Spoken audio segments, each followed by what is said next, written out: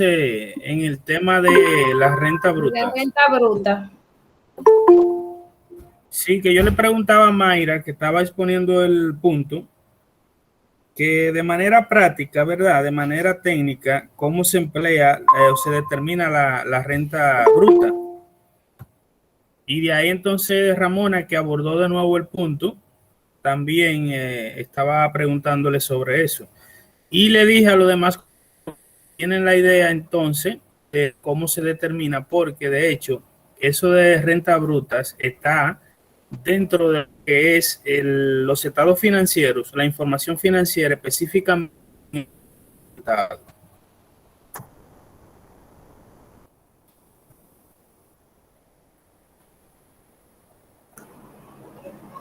Ok.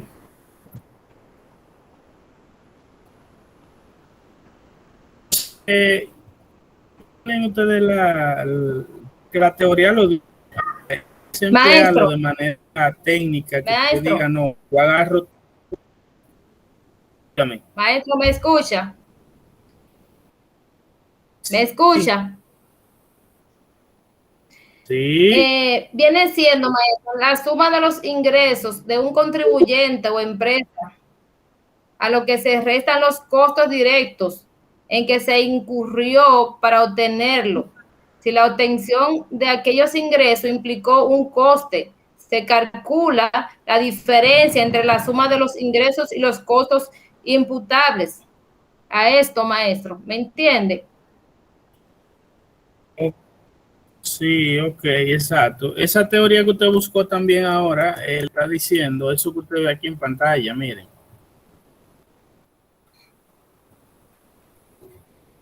Eso que usted ve en pantalla y miren, eso, ingreso, ¿verdad? Los costos, eso le va a dar resultado, lo que se le conoce como ganancia bruta, también se conoce como renta brutas y como beneficios brutos. O sea, esas tres terminologías que están ahí, esos tres conceptos, es lo mismo, no importa cómo usted lo emplee. Si yo quiero utilizar esta ganancia, si quiero utilizar renta o si quiero utilizar beneficio bruto. Es decir, que lo que ustedes vieron en teoría y lo que usted buscó ahora en esa otra teoría, a eso se refiere. Cuando le dice que 10 millones menos el costo de venta le va a dar una renta bruta de 2 millones de pesos, o ganancia bruta o beneficio bruto. ¿Por qué? Porque para usted producir esto, estos 10 millones tuvo que incurrir en esto. Tuvo que invertir 8 millones para poder producir esos 10 millones que están ahí, a eso que se refiere. Ok. Bien. Ok, entonces continuamos con las deducciones, por favor. Ok. El término deducciones significa las reducciones de la renta bruta permitidas al contribuyente bajo el presente código y los reglamentos. Es un beneficio económico que la ley tributaria, normalmente la normativa especifica que cada impuesto otorga al contribuyente en base a determinados datos o factores a los que llamamos gasto deducible. En los distintos impuestos, la deducción se aplica sobre la cuota tributaria del impuesto correspondiente. La ley establece que la cuota líquida de cada impuesto es el resultado de la aplicación a la cuota íntegra de las deducciones y otras correcciones, bonificaciones, coeficientes, adiciones que la ley prevea. Para ese caso, también se puede aplicar en un monto posterior, dependiendo de una regulación normativa, y en ese caso la cuota líquida es la que será reducida por las deducciones aplicables, además de otras deducciones por retenciones, pagos a cuenta, etcétera. No debemos confundir las deducciones con la desgravación o reducción fiscal. Ok, en cuanto a las deducciones, como ustedes tienen en la misma tarea, tienen un punto al final que tiene que ver con la cantidad de títulos que tiene el código tributario, cantidad de títulos y cantidad de artículos de cada título.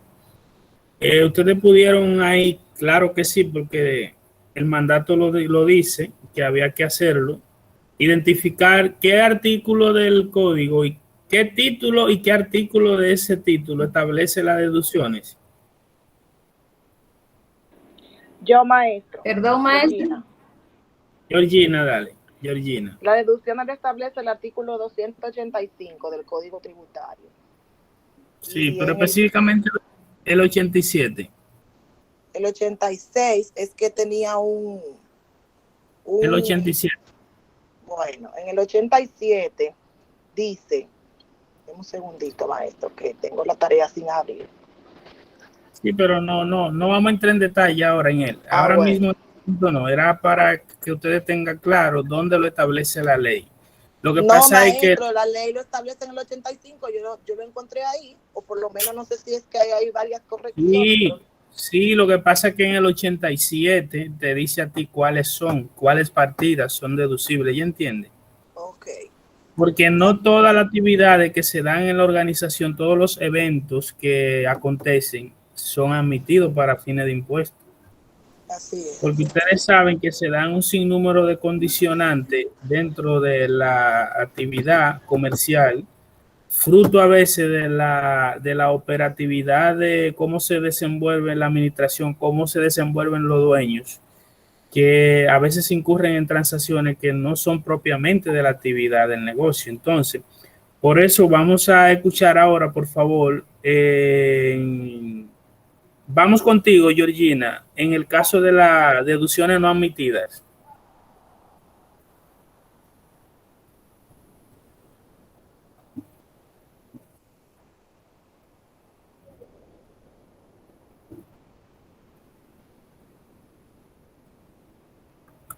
Georgina, se fue Georgina. No, señor, estoy aquí, perdón, estoy aquí, era que tener el micrófono apagado, perdone.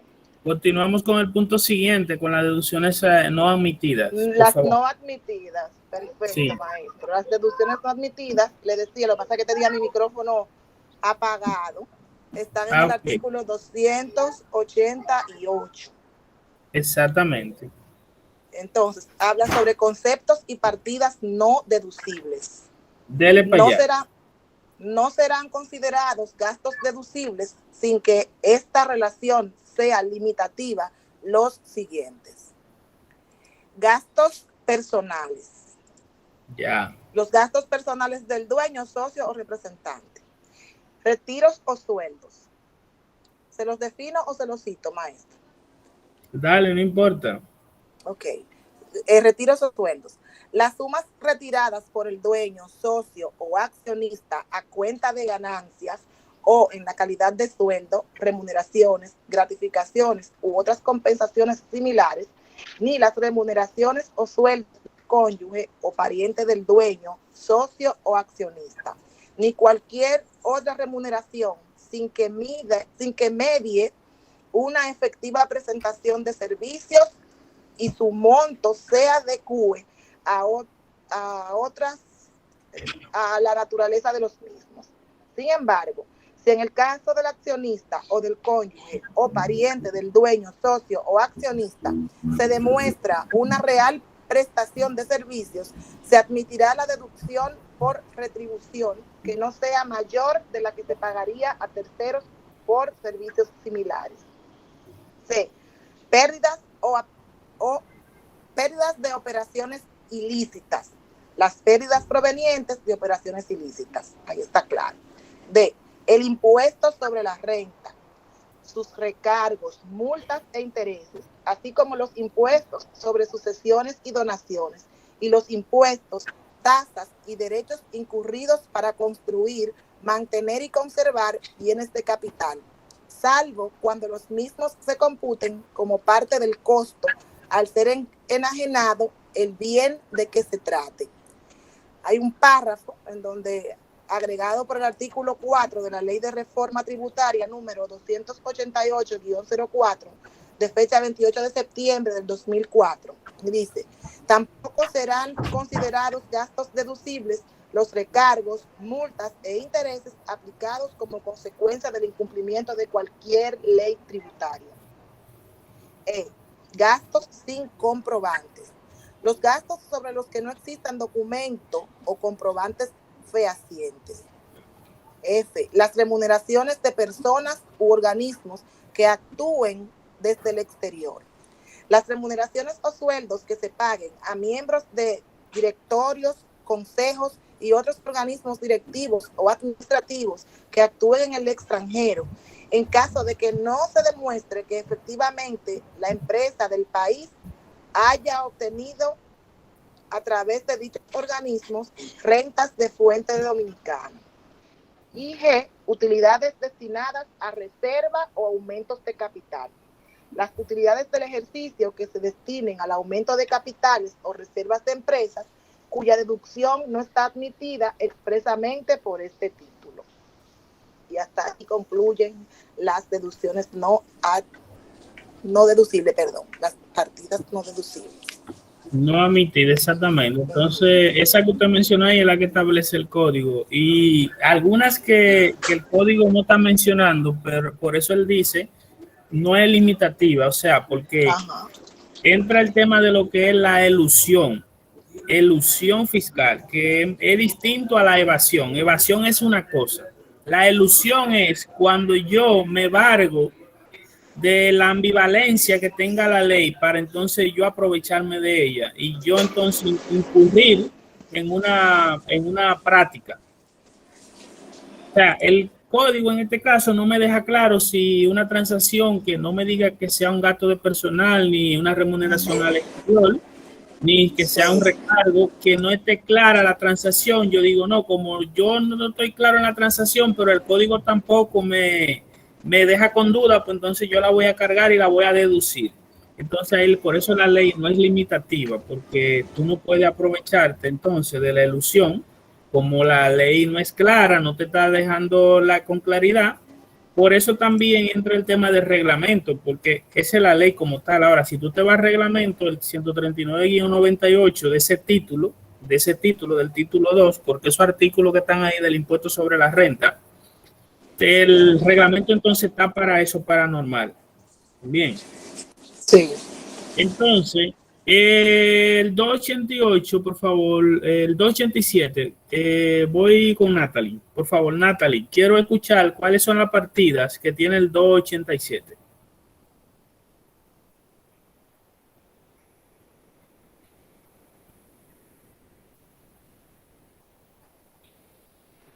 Ok. El 287, el artículo 87, modificado por el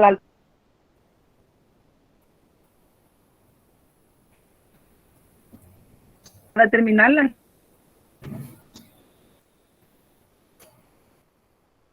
renta, gastos necesarios efectuados para obtenerla, mantenerla y conservarla en la forma dispuesta por este título y el reglamento.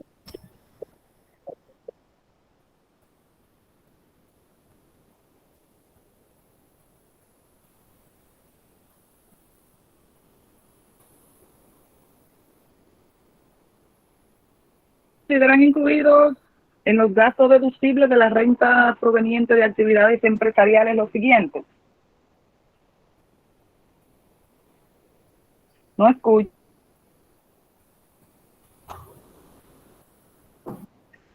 No, a ti no te escuchamos, tú tienes problemas con la conectividad.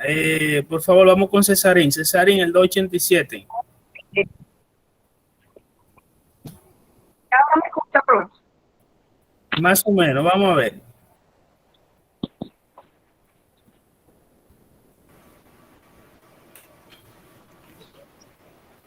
Vamos, Cesarín, ¿dónde andas, Cesarín? El 287, por favor. El artículo. Sí. Dice que para...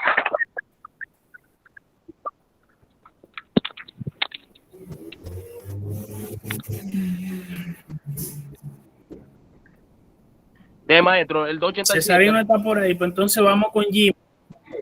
El artículo 287. Sí, Cesarín.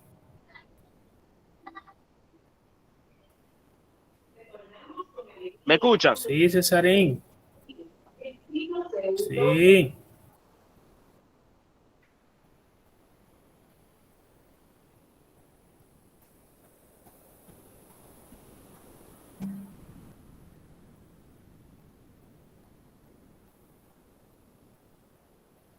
Sí. ¿Y dónde anda Cesarín y Natalie? ¿Qué es lo que está pasando? Jimmy, por favor. Aquí estoy, profe. Jimmy, vamos arriba, vamos arriba. Ok, ¿me escucha ahí, maestro? ¿Me escucha, profe? Dale, Jimmy. Ok. El artículo 287, 287 sobre las deducciones admitidas dice, bueno, ese está modificando la ley 253-12 de fecha 9 de noviembre del 2012. Dice que para determinar... La 253 lo modifica. Exacto, sí. Entonces dice que para determinar la renta neta imposible, se restarán las rentas, sí, se restarán las rentas brutas de los gastos necesarios efectuados para obtenerla, mantenerla y conservarla en forma dispuesta por este título y el reglamento para la aplicación de este impuesto. Entonces hay una serie de párrafos.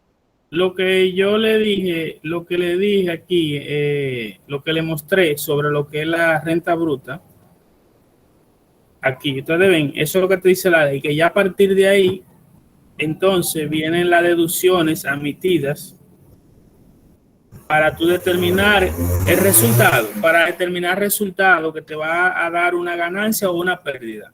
De esos 2 millones de pesos brutos que hay, entonces yo voy a deducir aquellos gastos operacionales y que sean admitidos para efecto del impuesto sobre la renta.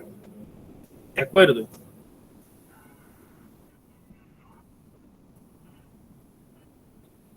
Ok, continuamos.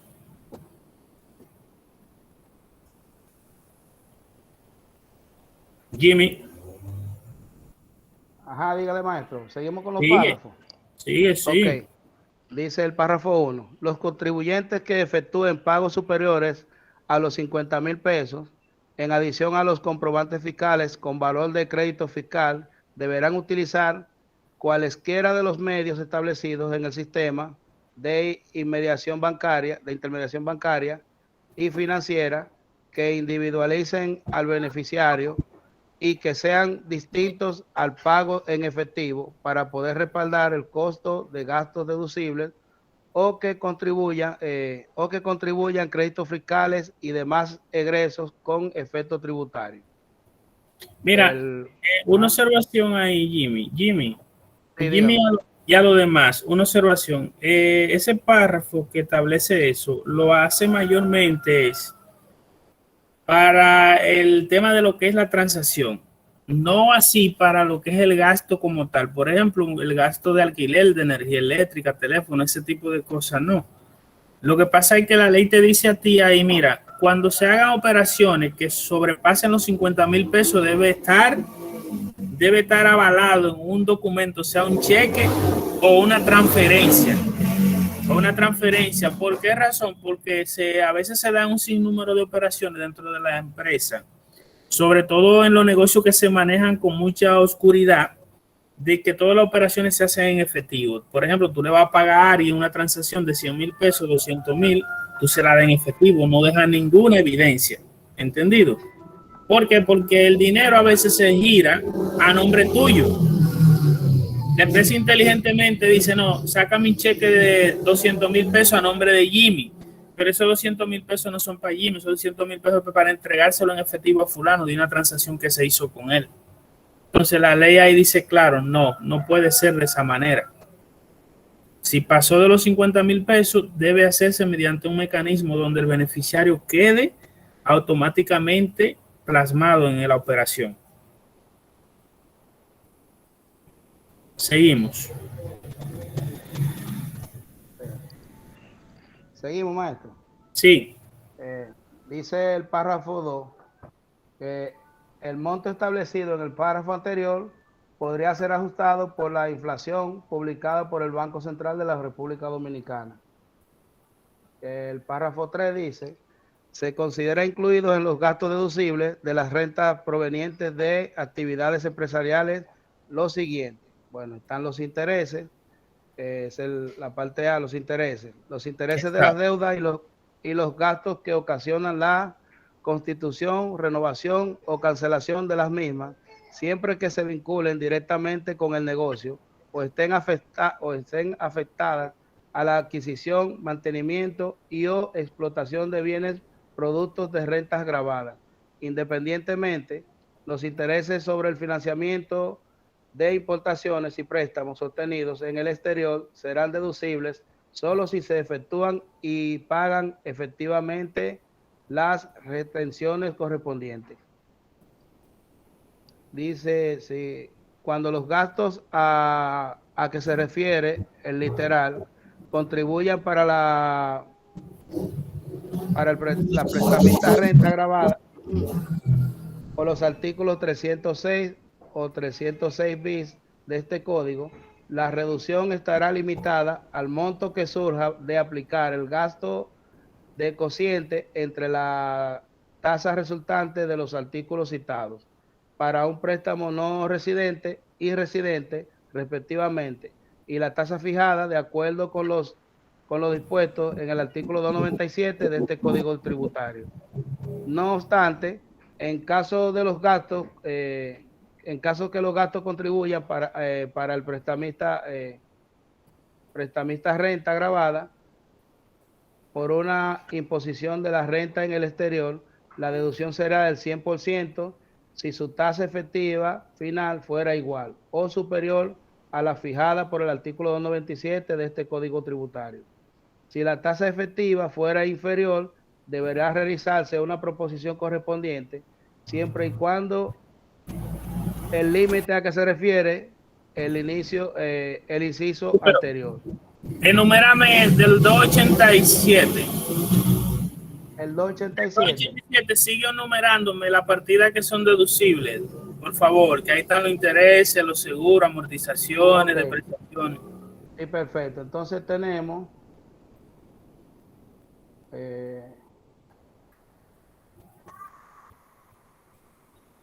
espérate que se me corrió, maestro.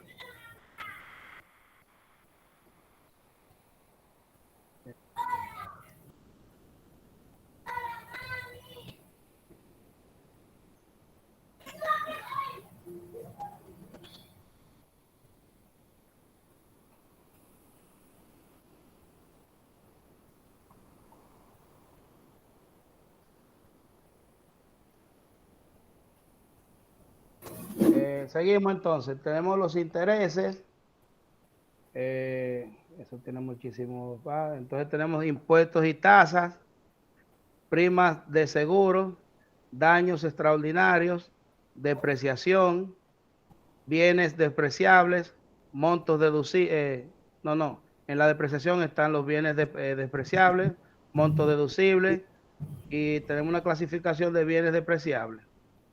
No, sigue, porque eso es propiedad, planta y equipo. Vete a la otra. Tengo agotamiento, amortización de bienes intangibles, cuentas incobrables, donaciones a instituciones de bien público, gastos de investigación y experimentación, y tenemos las pérdidas. También tenemos aportes y planes de pensiones y jubilaciones, los contribuyentes de personas físicas, wow, son muchos, las provisiones, ya estas son definiciones, maestro. Tenemos, sí, no. Ya, déjalo ahí, déjalo ahí, por favor, déjalo ahí. Déjalo ahí, continuamos entonces, por favor, con el otro punto. Vamos con el caso de José Amado, por favor, Cesarín y Natalie, que todavía están pendientes.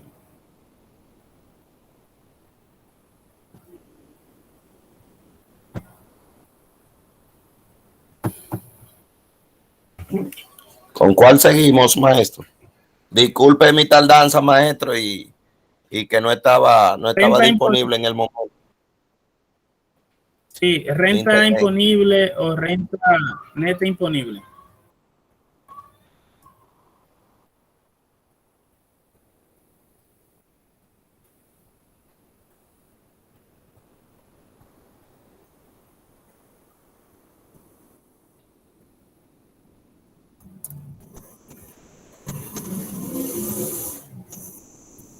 Amado, vamos arriba.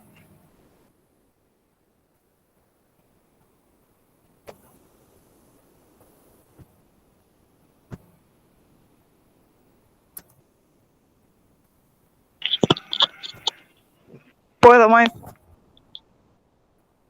Está bien, dale, Natalie. Ok.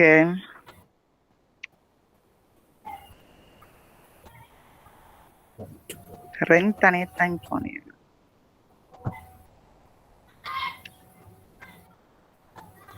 La renta imponible o renta neta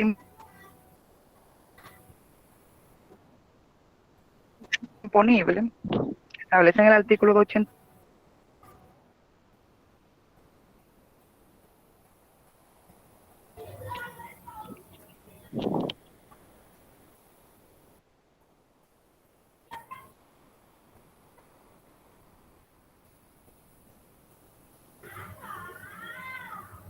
impuestos y deducciones correspondientes.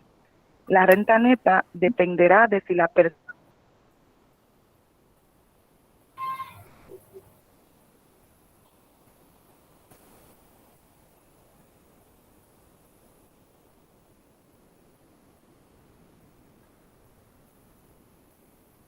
dependiendo de la actividad y la forma en la que opera, efectuará el cálculo de una manera u otra. La renta neta puede verse desde la perspectiva de una persona física como un trabajador que recibe el sueldo mensual de un empleado, a su vez para una persona jurídica como una sociedad o empresa. Será el beneficio o pérdida generado por sus actividades económicas. Continúo, maestro,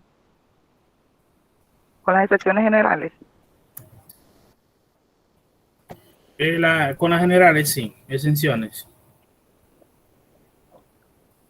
Ok, artículo 299. No estarán sujetas a este impuesto la renta del Estado, del Distrito Nacional, de los municipios, de los distritos municipales y de los establecimientos públicos, en cuanto no provengan de actividades empresariales de naturaleza comercial o industrial, desarrollada con la participación de capitales particulares o no. La renta de las cámaras de comercio y producción.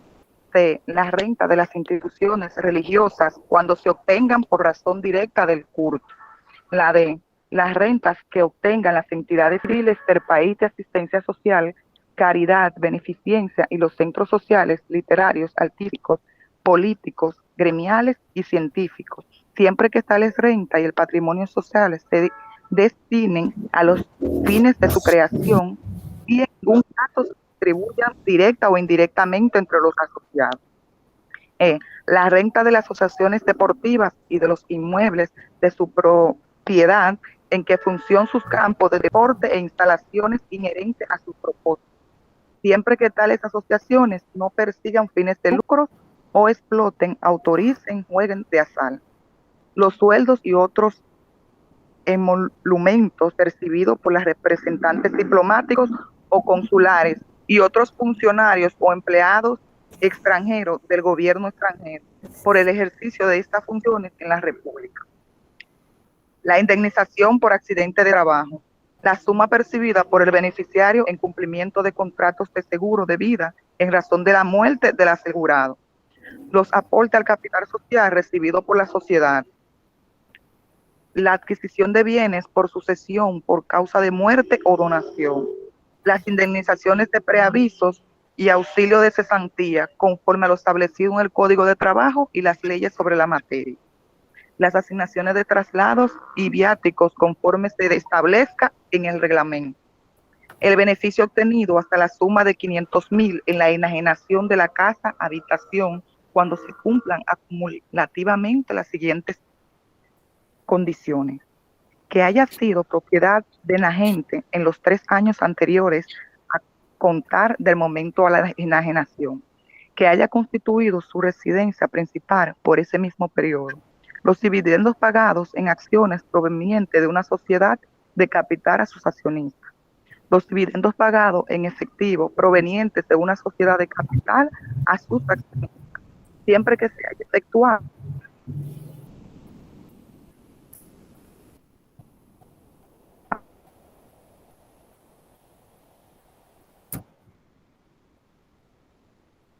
adecuado de conformidad con el artículo 6 de la ley 288-4 del reglamento, la Ok, bien, vamos por favor con el punto número 2. Vamos a trabajar de la Dominicana hasta unidad. la cumbre. Natalie. Vamos a trabajar con la unidad número 9 profesor. ahora, por favor. Vamos a ver si Cesarín tiene una oportunidad ahora. Cesarín, por favor. Vamos al punto 9.1, por favor. Vamos a trabajar el punto 9.1, por favor, y 9.2. El punto 9.1, por favor. Que habla de la cantidad de... Sí, ahora sí. Perfecto. El punto El punto 9.1.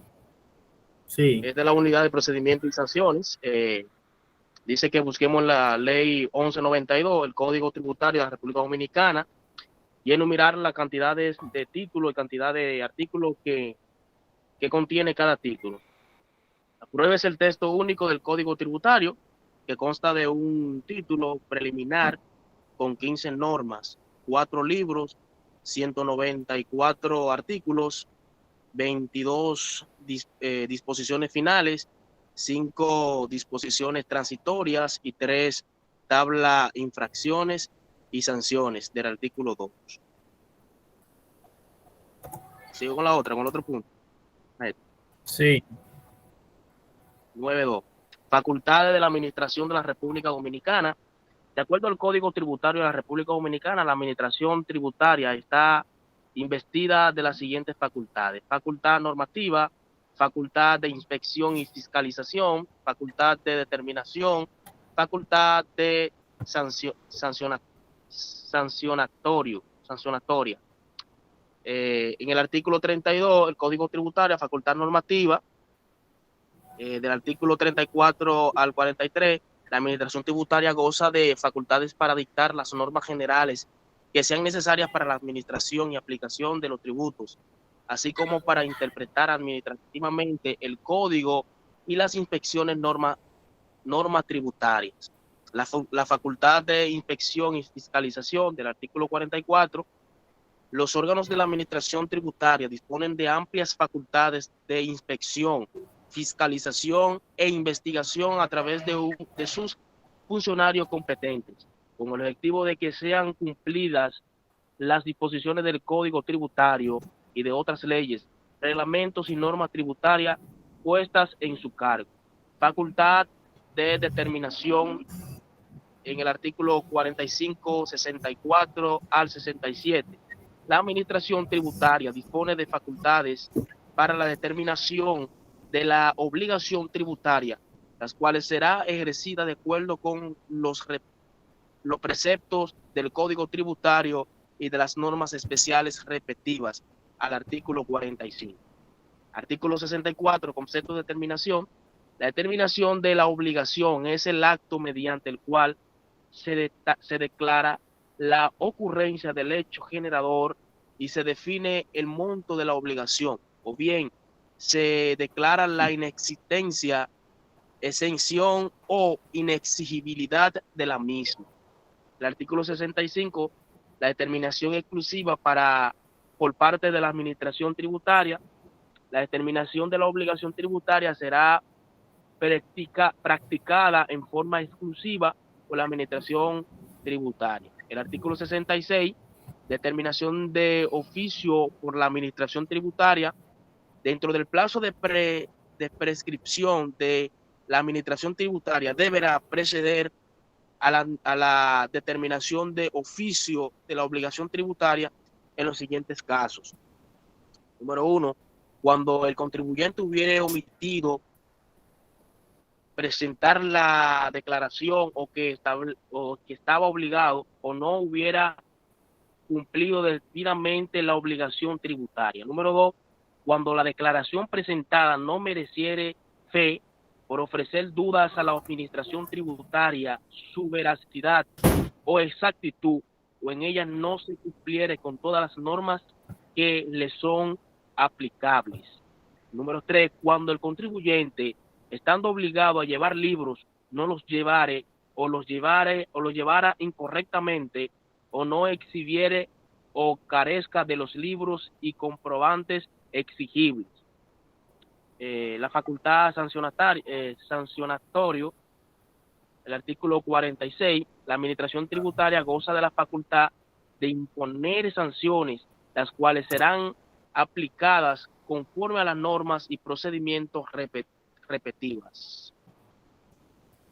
El punto 3, punto 9.3, maestro. Continúo. Oh, no. Vamos ahora a Childa, por favor. Childa, vamos a ver de los plazos, por favor, y la forma de pago.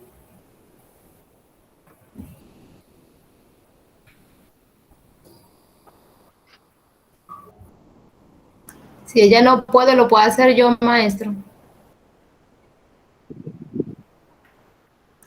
Childa, Childa como que está cocinando, está en la cocina. Vamos, Ramón. Dice el punto 9.3, plazos, forma de pago de las declaraciones juradas, prórrogas, reembolsos. El artículo 16 del pago.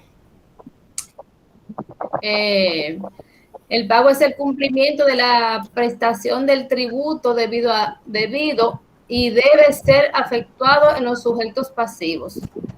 El párrafo dice, los terceros pueden efectuar el pago por los sujetos pasivos con su conformidad expresada o táctica, subrogándose en los derechos del sujeto activo para declarar el reembolso de los pagados a título de tributos, intereses, recargos y sanciones, como las garantías legales, preferencias y privilegios sustanciales del crédito tributario que establece el artículo 28 de este código.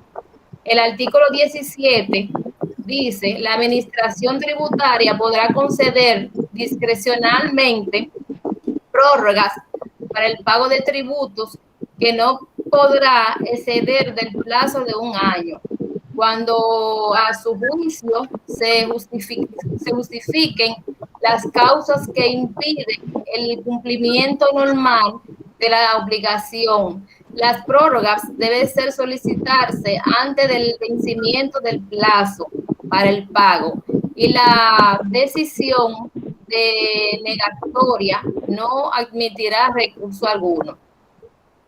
El párrafo 1 dice, no podrán concederse prórroga para el pago de tributos retenidos.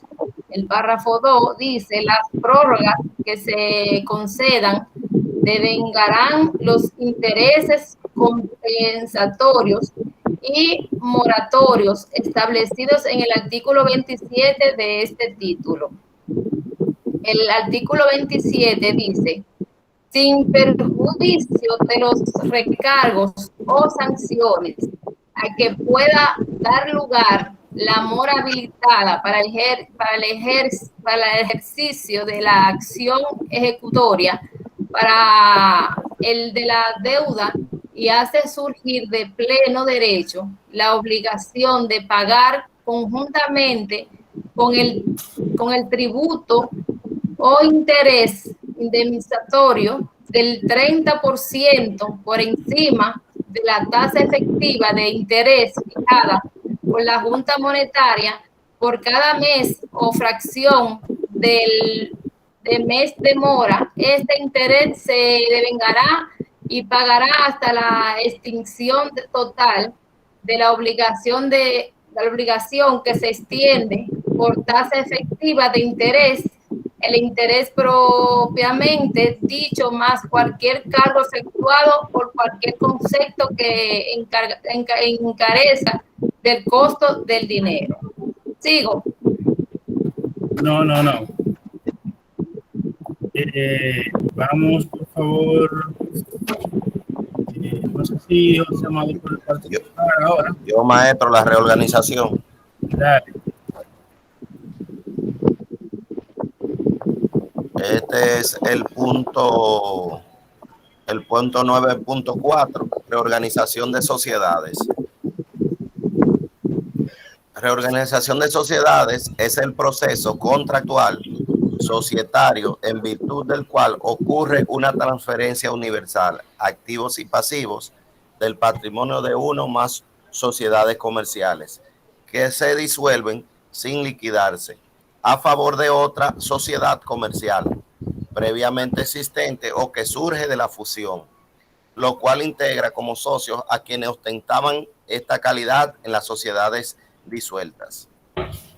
Reorganización por extinción es el proceso contractual societario en virtud del cual ocurre, número 1, la transacción universal del patrimonio segmentado en bloques de una sociedad comercial que se disolverá a dos o más sociedades existentes o de una nueva creación, las cuales remunerarán a los socios de la sociedad disuelta con las correspondientes partes sociales en su propio capital social.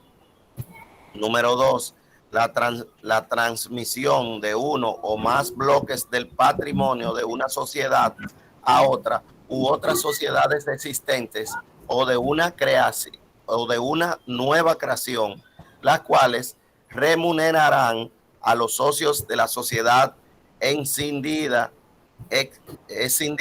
con los correspondientes partes sociales en su propio capital social.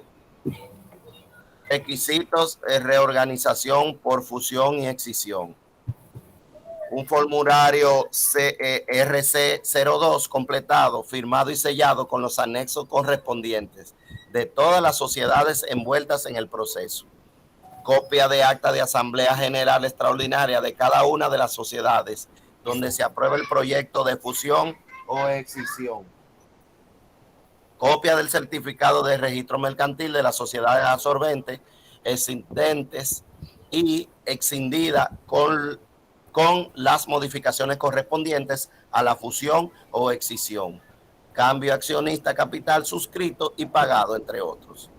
Copia del acta de la Asamblea General Extraordinaria de cada una de las sociedades en la que se autoriza a una persona a negociar la fusión o escisión con su correspondiente nómina de presencia. Copia de proyecto de fusión o escisión registrado en el registro mercantil de la Cámara de Comercio y Producción que corresponda. Lista de suscriptores de la sociedad absorbente existentes después de la fusión o escisión. Copia de los estados financieros de cada una de las sociedades envueltas en el proceso de fusión o escisión actualizados a la fecha efectiva de la reorganización. Copia de las cédulas de identidad, pasaportes, actas de nacimiento menores de los accionistas y miembros del consejo que no se encuentren registrados en impuestos internos.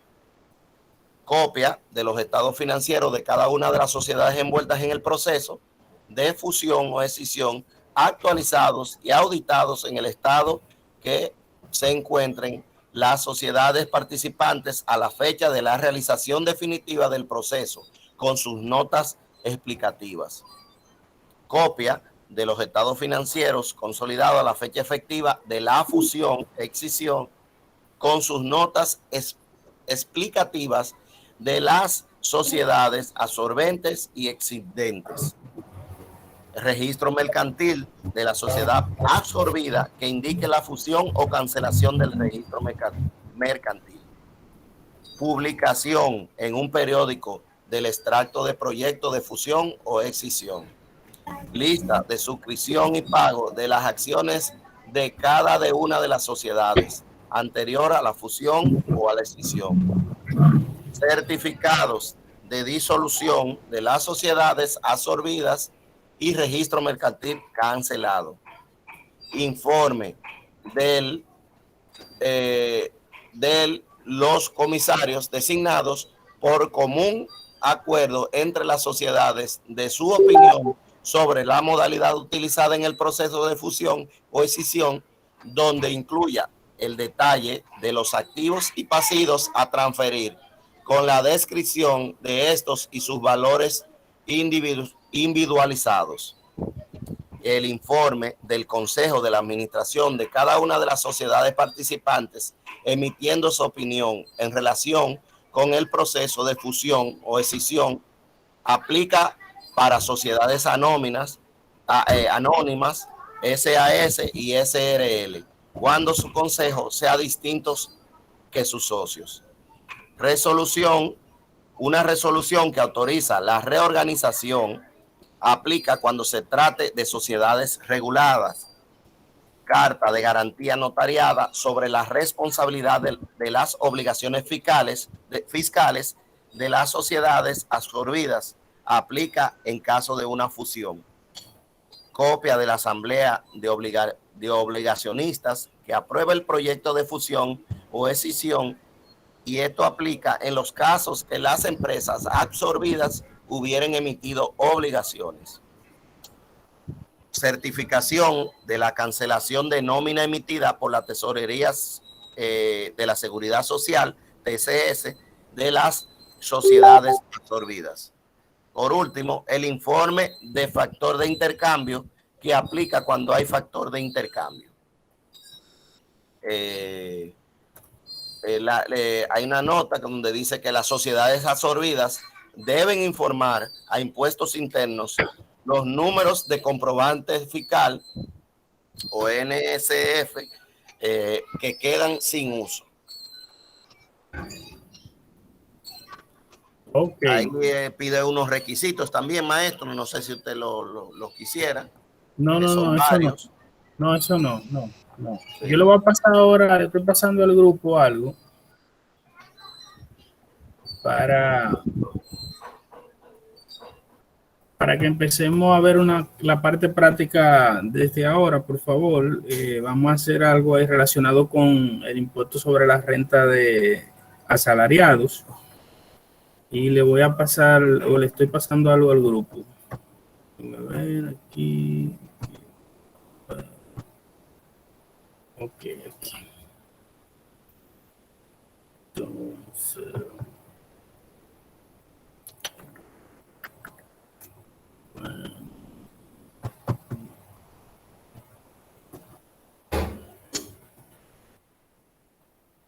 No, vamos a hacer.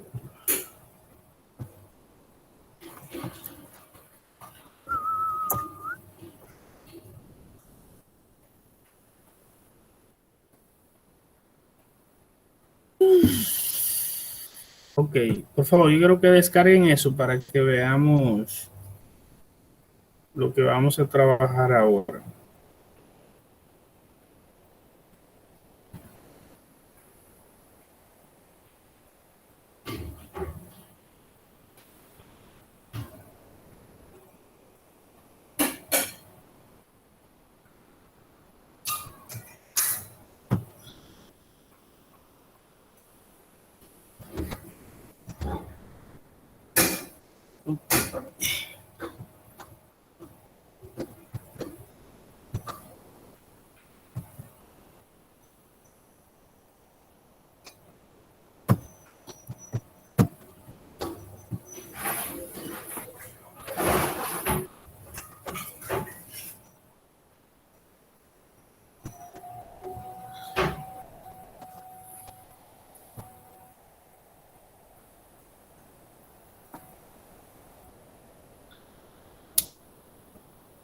¿Cargaron ya?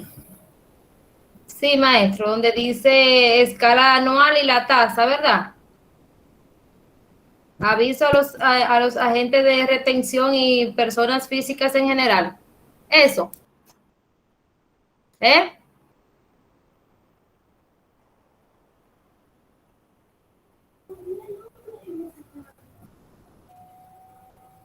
Sí, Sí, es maestro, así. ya lo tenemos. Ok, entonces miren aquí en pantalla. Tenemos esta nómina de pago. ¿Lo están viendo ya? ¿Se está proyectando? Sí, se ve. Ok, fíjense, esto es una nómina de Sí, pago. maestro. Es una nómina de pago. Ya aquí tenemos todas las remuneraciones que ese personal devengó. Fíjense que aquí tienen el sueldo base, ¿verdad? Tienen las comisiones, En este caso hay una sola persona que tiene comisión, que es el vendedor. Tienen horas extras. Esas dos personas de aquí, el supervisor y el chofer. Tienen vacaciones, estas dos personas de aquí, la cajera y el vendedor, un mes, una fecha por vacaciones, y hay entonces una columna del total ganado de ese personal. Ok. Aquí se procede entonces, en esta parte que ustedes pueden observar aquí, a determinar lo que es la seguridad social, la retención, el aporte que hace el empleado para la seguridad social. El 3.04% de salud, el 2.87% de AFP, fondo de pensiones, ¿verdad? Ya una vez calculado de la base de aquí, pero ustedes saben que no todas las remuneraciones, todo lo que ustedes ven aplica para TCS, no todo. ¿De acuerdo? La resolución, mírenlo aquí arriba, la resolución 7203 del Consejo de la Seguridad Social establece que los tres componentes que son para TCS que cotizan son esos tres que están ahí: salario, comisión y vacaciones. Salario, comisiones y vacaciones. O sea, que si usted tiene hora extra, como es el caso, no aplica. Si tiene otro tipo de remuneración, por ejemplo, un bono que ustedes le den, cuando usted se va de vacaciones, le dan un bono vacacional, eso no tiene que ver nada con esto, con el asunto de lo que es el componente para seguridad social. Ok. Entonces, aquí tenemos calculado ya de este personal lo que es la seguridad de cada uno de ellos, de sus empleados. ¿Ven? Igualmente seguro de discapacidad y sobrevivencia, AFP como se le conoce, el 2.87% empleado. Y de aquí está el total que se le va a retener a cada uno de esos. El total. A cada uno de los que se le va a retener de su salario. Bien. Ok, entonces luego que a la base del total que yo tengo aquí, total ganado, yo tengo que restarle la seguridad social para buscar la base que aplica para impuestos sobre la renta, porque ese es el mecanismo. Primero hago el cálculo de la seguridad social para retenerlo, deducirlo, entonces buscar la base que aplica para el impuesto sobre la renta, que es lo que nos compete a nosotros ahora, el impuesto sobre la renta. Gracias. Entonces, si ustedes se fijan, el primer empleado aquí, que es el administrador, ¿cuánto tiene de salario sujeto a impuestos sobre la renta? Tiene 70.567,50. Eso en el mes, ¿verdad? Eso no es del año, esa es la renta mensual de él. Esa es la renta mensual, sí. ¿Qué me dice la tabla a la que yo le mandé? Vamos a analizarla. Son 3 escalas que tiene. Tiene 4 la tabla. Lo que pasa es que la primera es 0, exenta, ¿verdad?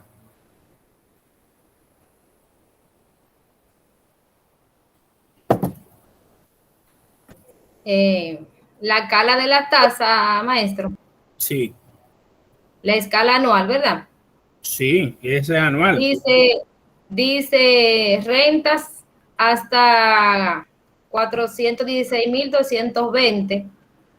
La tasa dice Pero exenta. Exenta. Entonces, míralo aquí. Es lo mismo, eso que ustedes tienen aquí, que usted me está empezando a mencionar, es lo que yo tengo aquí proyectando. Mírenlo ahí. ¿Qué dice él? Mira, la persona que devengan en el año, cuando se le acumula todo el ingreso, porque mensual que usted cobra, a usted se le va a acumular todos los meses. Entonces, si cuando yo lo compute en el año, la renta lo compute y llega a 400.220, pues entonces dice, usted no tiene que pagar impuestos por eso, por vía del salario. O sea, que no necesariamente usted va a pagar siempre por el salario impuestos sobre la renta, no.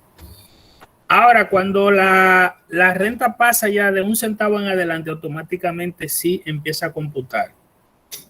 Eso es lo que le dice la segunda escala. Por eso yo le decía que son 3. Bien. Está la del 15, la del 20 y la del 25. ¿Qué dice la del 15? La del 15 dice, maestro, que la renta desde 416.220 con un centavo hasta 624.329. La tasa es el 15% del excedente de los 416.220 con uno. Exacto.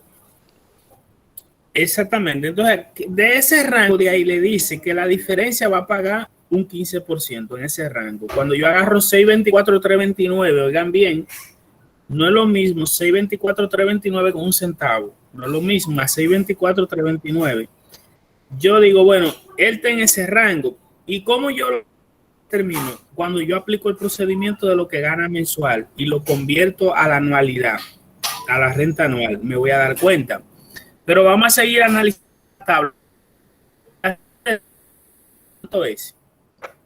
La del 20 dice, maestro, la renta desde 624.329.01 hasta 867.123 dice que el 31.216 más el 20% del excedente de 624.329.01. Pero si tú te fijas, una persona que caiga aquí en los 620, en los 867, viene calculando impuestos desde aquí arriba, desde 416 con un centavo. ¿Por qué? Porque él cayó, pasó por 624. Exacto. Él pasó por ese proceso, es decir, que él viene acumulando impuestos porque él viene descendiendo. Ya tú pasaste la primera, pasaste la segunda, y fíjate qué te dice la tercera. La tercera dice... La renta desde 867.123.01 en adelante, 739.776 más del 25% del excedente, es de 867.123.01. Exactamente, es decir, que de ahí en adelante todo lo que tú devengues, automáticamente va a pagar impuestos, no importa, 1.000.000 de pesos, tú caes entonces 1.100.000 en la tercera, 3 millones en la tercera. Bien. Ahora vamos a determinar aquí cuál sería la... Por ejemplo, ¿qué me dice la tabla? Que 0% en este caso exento sería la de 416.220. Cuando yo divido 416 entre 12, mírenlo aquí, ¿cuánto me da? Me dice que el salario mensual que está exento es 34.685. Mírenlo ahí. 34.685 pesos. Ustedes dividen 416 entre 12, que son los meses del año, y le va a dar la del mes. Si ustedes ven hasta ahí, después que le deducen seguridad, que le deducen seguridad social, entonces usted compara, va a la tabla y se da cuenta que usted no puede pagar impuestos sobre la tabla. Usted pasó de ahí en adelante, le determinaron después de TCS 34.686, automáticamente por ese peso tiene que tributar. ¿Entendido?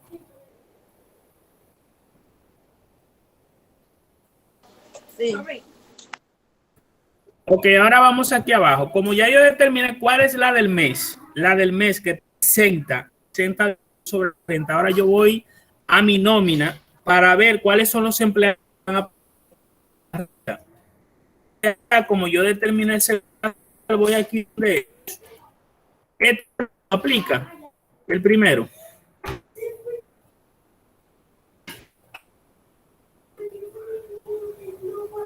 Perdón, ese primero es el salario del primero. El primero es 34.685. Ese es el salario del primer empleado. no. No, porque él dividió esa cantidad por los meses del año, que son 12, y ahí fue que le dio el mes y le dio 416.220. Ese empleado o en ese monto no aplica para impuestos sobre la renta. A partir de 416.220,01 es que empieza a cobrar, a pagar. En el año. Entonces, Al año, claro, anual. Sí, se calcula el salario anual del empleado.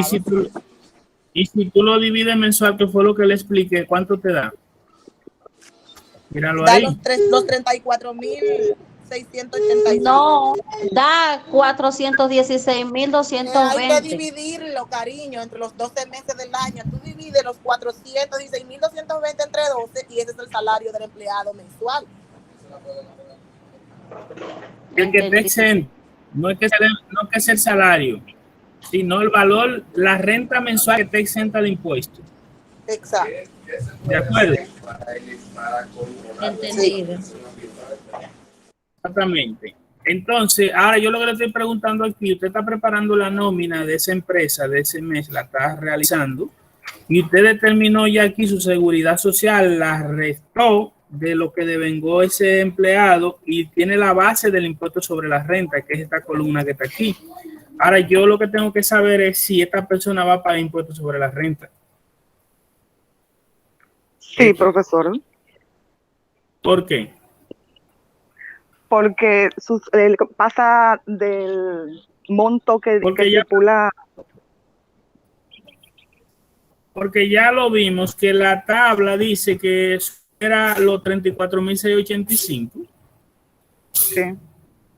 Exactamente, esa es la causa. Y automáticamente por eso esa persona, ese empleado, tiene que pagar renta. Bien. Ahora vamos a analizar el otro. El de 37 paga. También paga. Claro. El de 22 va a pagar impuestos sobre la renta, ese es el tercero. No, es que no aplica. No. No aplica. ¿Y el cuarto? Sí. Claro. 42.000. Sí. El de 17 no aplica, ni el de 22. Ni el de 22, exactamente. Entonces, eso ustedes tienen que conocer y aprender. Para impuestos sobre la renta tienen que conocer lo siguiente, miren. Así como en seguridad le dice que solamente esos tres componentes aplican para seguridad social, sanción y vacaciones, pero no todo lo que ustedes venga, lo que ustedes remuneraciones, están grabadas para fines de impuestos. ¿Por qué? Porque si a usted le dan por nómina los viáticos están exentos. Para impuestos sobre la renta eso no aplica. Si a usted le dan cesantía, ¿verdad? Primero preaviso, que es la parte de la liquidación, cesantía. Bien, le dan indemnización, una indemnización, tampoco eso aplica. Bien, la parte de las pensiones por igual, ese tipo de cosas no aplican. Bien.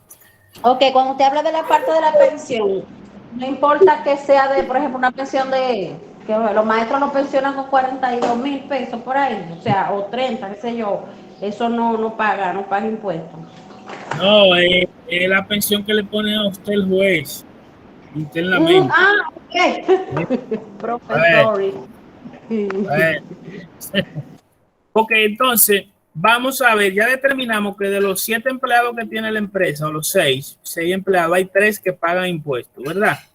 Ahora lo que vamos a hacer es aquí al lado, miren, yo tengo aquí esta que se llama renta mensual, la renta mensual, que sería traer ese mismo valor para acá, de esta casilla, de la casilla M, esa es la renta mensual, la del mes. Ahora, ¿cómo yo tengo la renta anual, que es la casilla de al lado, la del año, la anual? Multiplico esa renta por 12, maestro. Multiplica por 12, ok. Está buena la escuelota. Ok. Entonces, lo multiplicamos por 12, ¿verdad? Y me dice que él tiene un ingreso del año, de acuerdo a los ingresos que va a devengar en el mes, de 846. Ahora mi pregunta es, ¿dónde cae? ¿En qué rango de la tabla que yo le envié?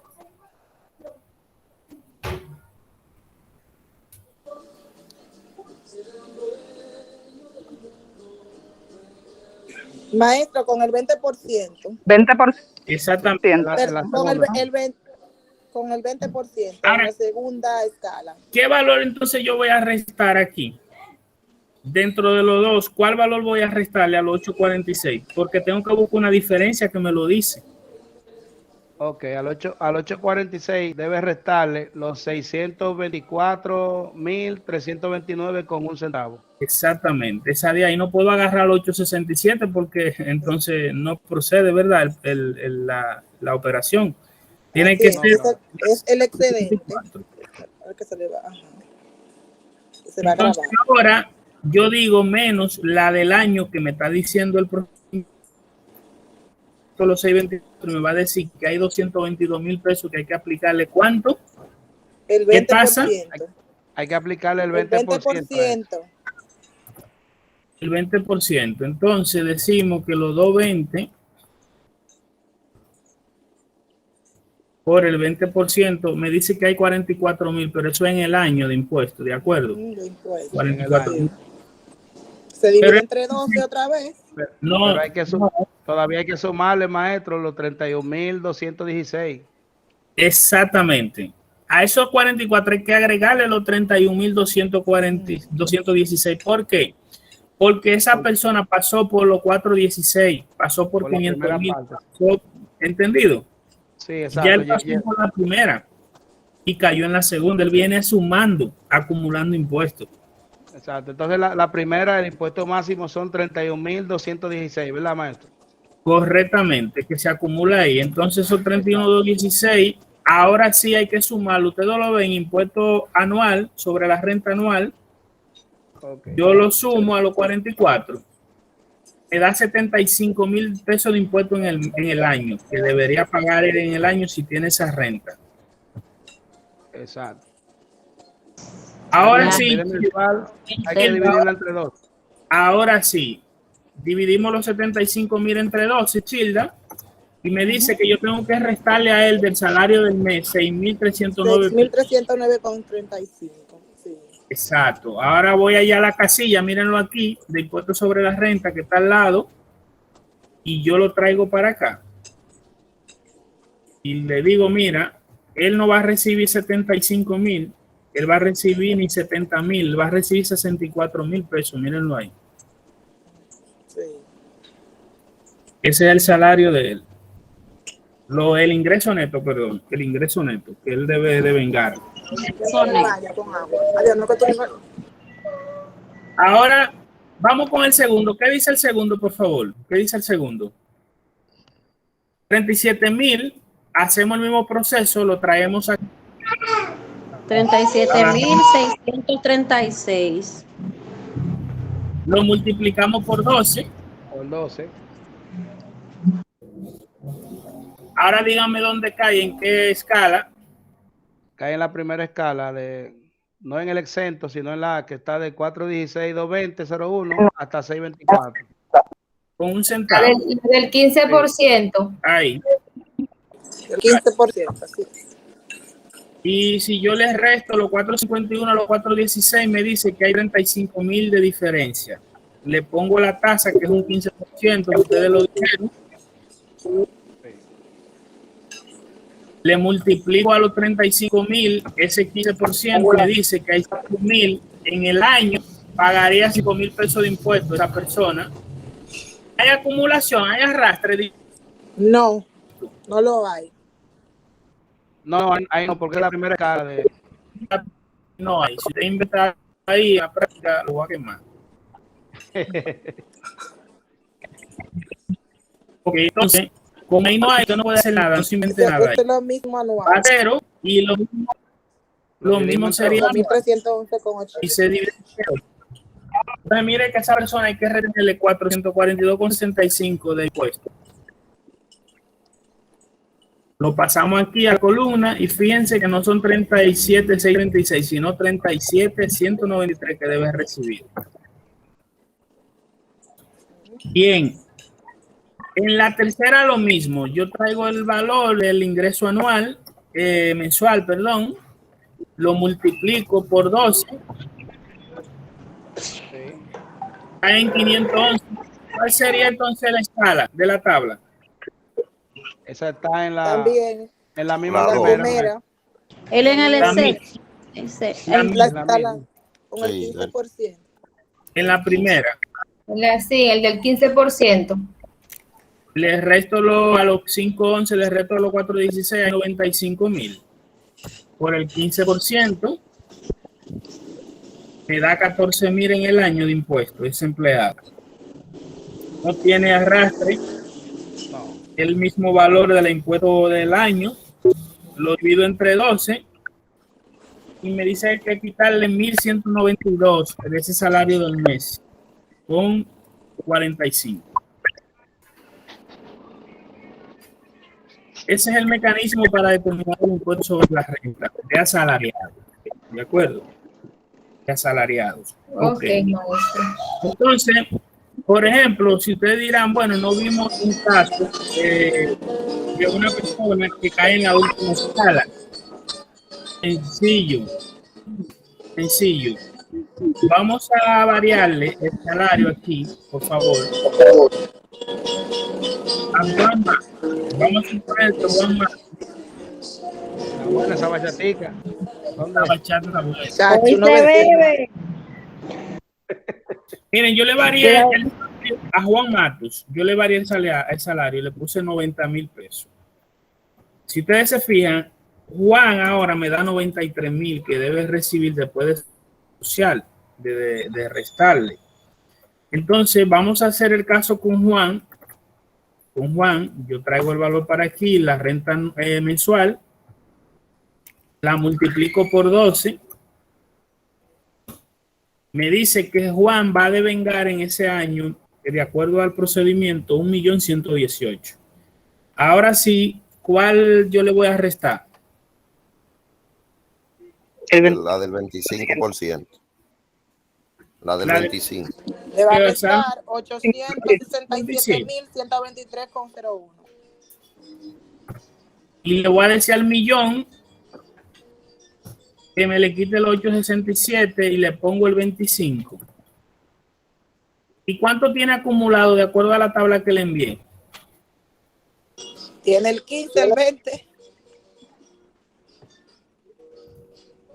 Tiene el 15, exactamente. 79,766, maestro. Exactamente. A eso ahora se le busca el 25. Ya usted le buscó el 25 a los 251, que son 62,000. Le agrega los 79 y le va a dar la sumatoria el impuesto ahora del año. Ok, se suman los dos Son impuestos. 142. Ok. Y divide 142 entre 12. A él hay que quitarle de ese ingreso del mes 11,878,19.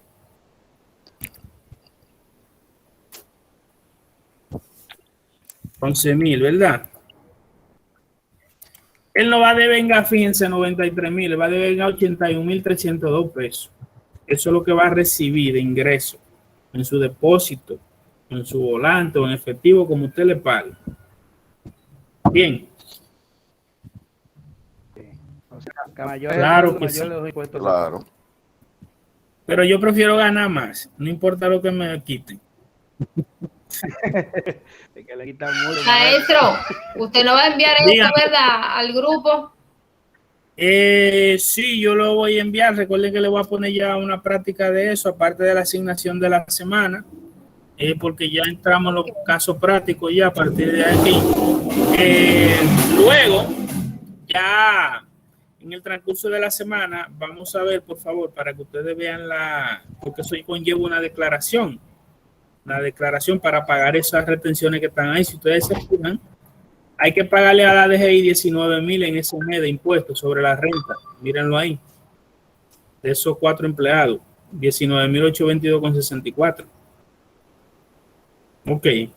Entonces, eso conlleva una declaración, un formulario también, que es el IR3, como se le conoce. Está el IR4. El IR4 para la renta viene siendo la misma nómina con la información que uno reporta vía TCS.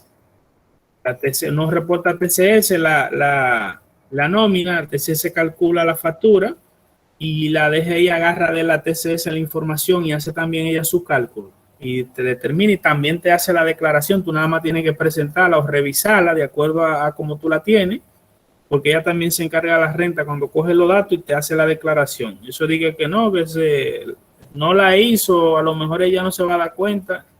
Eso no funciona así, no piense que no se va a dar cuenta. Bien. Entonces, hemos llegado ya al final, por favor. Vamos a escucharlo a ustedes ahora, por favor. Bueno, maestro, muy buenos días para todos.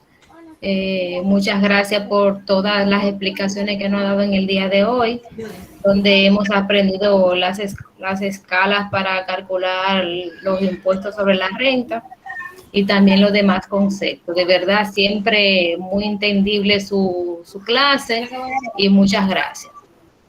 Gracias, Ramona. Seguimos. Bien, de mi parte, hay cosas que nosotros, por lo menos en mi caso, no desconocía el asunto de esa parte práctica y algunos aspectos de la ley tributaria que tampoco entendía muchas cosas que ahora lo estuvimos aclarando. Y estamos perfectamente bien ahora un poco con eso de principalmente con lo de los seguros, que yo no entendía porque le deducían esa parte a uno. Sí. Y el asunto de los impuestos, pero ya sabemos cómo viene ese asunto, ya sabemos de dónde salen. Ok, seguimos. Lo que debemos, maestro, seguir practicando esos ejemplos para así perfeccionar lo que es ese tipo de ejercicio que uno siempre está como dice Jimmy, que no sabía de dónde sacan esto, de dónde esto, que tiene que ver con la TCS, que en mi trabajo siempre hablan mucho de eso, porque el Departamento de Recursos Humanos siempre está hablando de ese tipo de cosas. La clase va muy bien, maestro. Usted es muy explícito en todo su accionar. Excelente, maestro. Está de más decirle que sus explicaciones son bastante claras. Usted es una persona que tiene mucha pedagogía, sabe enseñar lo que usted sabe, lo enseña bien a otros. No sé si me di a entender ahí. Sí, está bien. Me gustó mucho esa parte porque uno no sabe dónde salen las cosas, como dice Jimmy Amador. Uno cree a veces como que, ay, son demasiados impuestos, nos están robando o algo así, ¿verdad?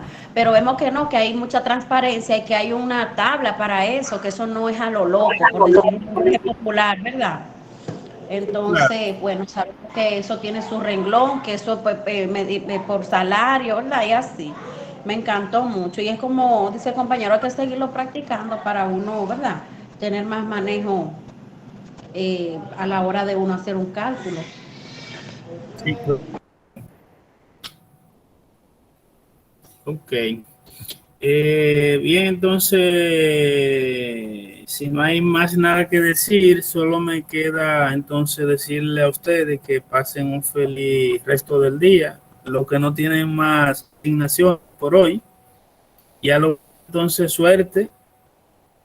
No, no está esperando Mar Sánchez, que usted no suelte para agarrarlo. Gracias, maestro. Gracias, que pasen un feliz almuerzo. Bye. Igual. A todos. Gracias, sí. Igual.